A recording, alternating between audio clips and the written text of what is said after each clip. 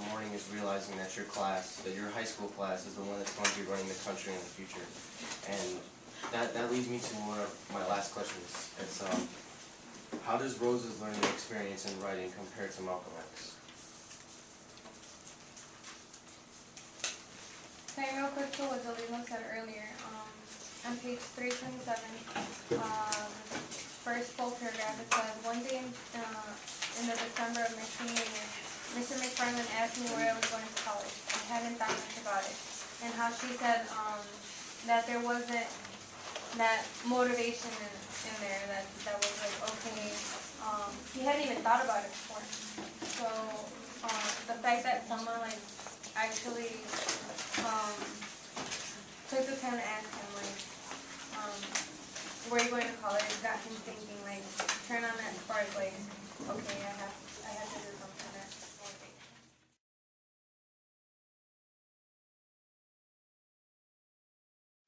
Back to Dalila, about, finding an identity.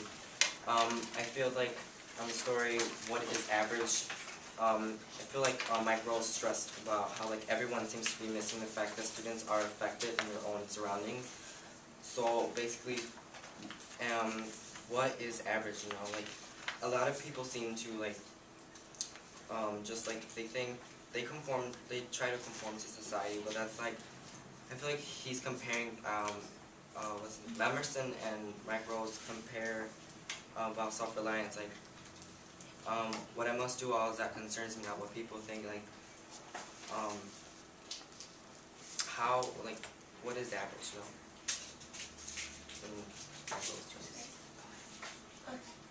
Well, kind of saying, like, going off of what Caleb asked is, in Malcolm X, on page 246, it says, I spent 2 days just rifling uncertainly through the dictionary pages. I never realized how many words existed. I didn't know which words I needed to learn. Finally, I just started some kind of action. I began copying.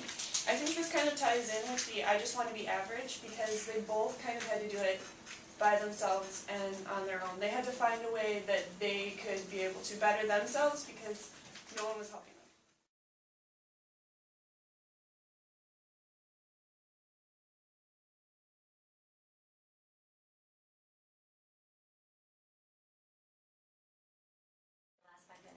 I had a question that kind of went with that, and it was, how were the teachers' different methods used to support and condemn them? Well, I think that they all have different methods, because in We Talk Pretty one day, she uses the method of putting them down, because then they'll feel like the need to strive to be able to be better and to be able to eventually be able to like complete simple everyday tasks. And then there's other teachers who like believe in them, like in I Just Want to Be Average, she's a teacher, make sure that he gets into college. I'm not sure where it says it, but it says that he talked to the people that he knew at the college to make sure that he got like accepted into the college because he had faith in him. So it's kind of two different ways, and people react differently under different situations, but the teacher's way of doing this is probably, I don't know if you could say like the way that they were taught, or but like the way that they would learn.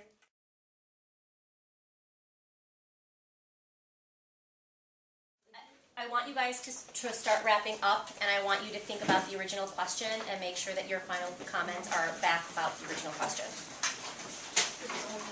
Well, talking more about like detail in education, like I feel that his detail to describe his teachers, not just Mike Rose, but also David Sedaris, like his description of his teachers like impacted his role in his education. Like he described Jack McFarland as like he had a master's degree and decided at 26 to find a little school to teach his heart out.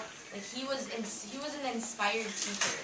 Like he was like his teeth were stained and he wasn't perfect, but he wanted to teach his heart out. Like it talked about on page 325 about the man immersed us in language. He didn't just teach them language; he immersed them. Like, he had such a heart for language that he made sure that all of his students also decided to have a heart for language.